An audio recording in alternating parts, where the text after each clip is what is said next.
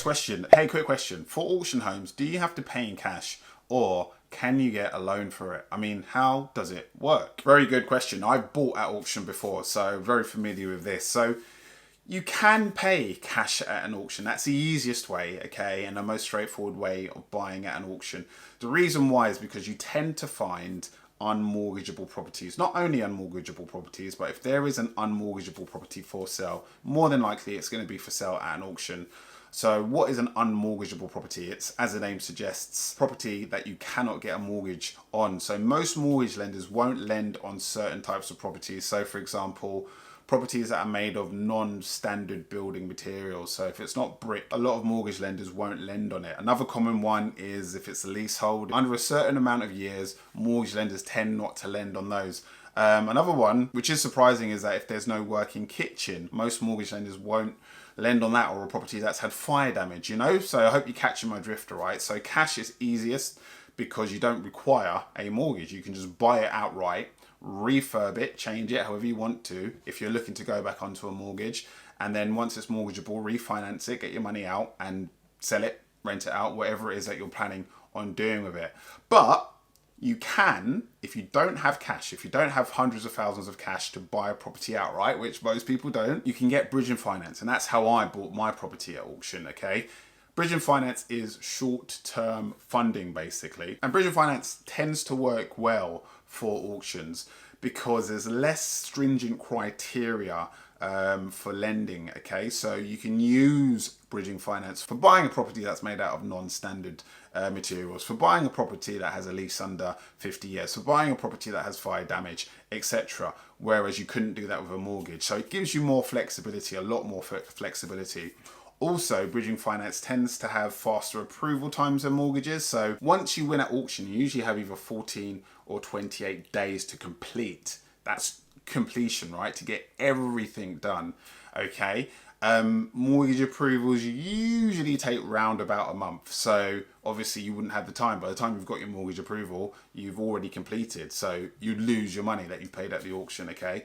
So that's another reason why we do bridging finance at auctions, because it has faster approval times. Now I've just described all of these benefits of bridging finance. You might be asking, well, why doesn't everybody just use bridging finance instead of mortgages? Well, you pay for that flexibility and that speed of approval, right? So there's some auction and bridging finance related fees that you need to be aware of before you go down that route, okay? Because it's very expensive and you need to make sure before you even go to auction and think about bridging finance that all of the math adds up, okay? So are you getting a property for sufficiently below what it's actually worth or could be worth? Because by the time you've added in all of those auction and bridging finance fees, it might not even be worth it, okay? So let's talk about the bridging fees first of all. So interest, okay?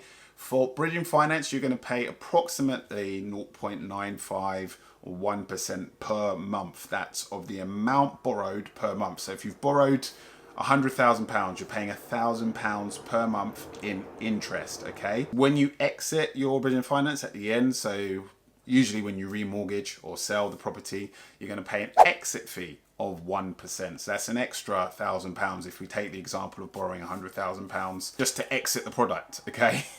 You're going to pay on top of that what they call a redemption fee. Who knows what that's for, but that's around about £500. And again, you pay that when you exit the product. And if you're refinancing, so if you're going from bridging onto a normal mortgage, you're going to pay the refinance arrangement and legal fees. So you have to pay legal fees as if you were buying a property with a mortgage. Okay, you have to pay legal fees for that and arrangement fees for the lender.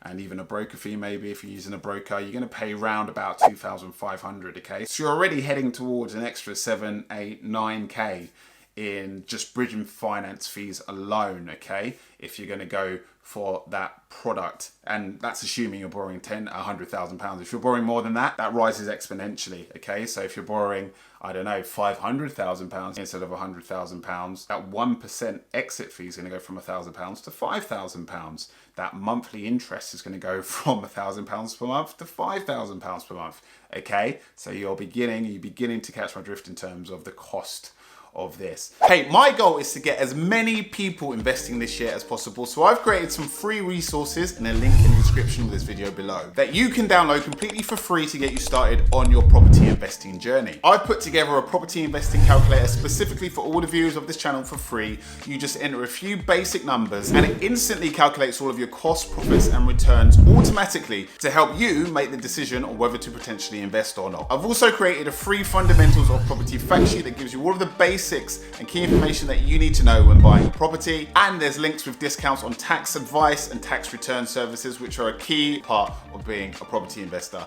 I hope you enjoy these free resources. Enjoy, and back to the video. And then you've also got on top of that the auction related fees. So buying at auction is also more expensive than buying on the regular open market. So me, when I bought at auction, I paid what they called a buyer's premium. Again, who knows what that is? That's just a pleasure of buying at auction. That was 5% plus VAT, so that was 6% of the purchase price, okay, just for buying at auction. You're going to pay title insurance, so that's a couple of £100. You're going to pay sometimes, not always, but I had to pay the seller's legal costs. The seller's legal costs. Not my legal costs, the seller's legal costs, which was £1,500. I got a survey done, so a full level 3 survey. I paid £1,000 for that. And I also paid for the auction pack. They charge you sometimes, quite often, for the auction pack that you need to read in order to actually buy the bloody thing. So that was a couple of £100. So my point is, guys, it's expensive. It's good if the numbers work out. It worked out for me, but you have to be on top of the maths, yeah, before you do it. So consider all of that before you go for auction and before you consider using bridging finance. I hope that helps.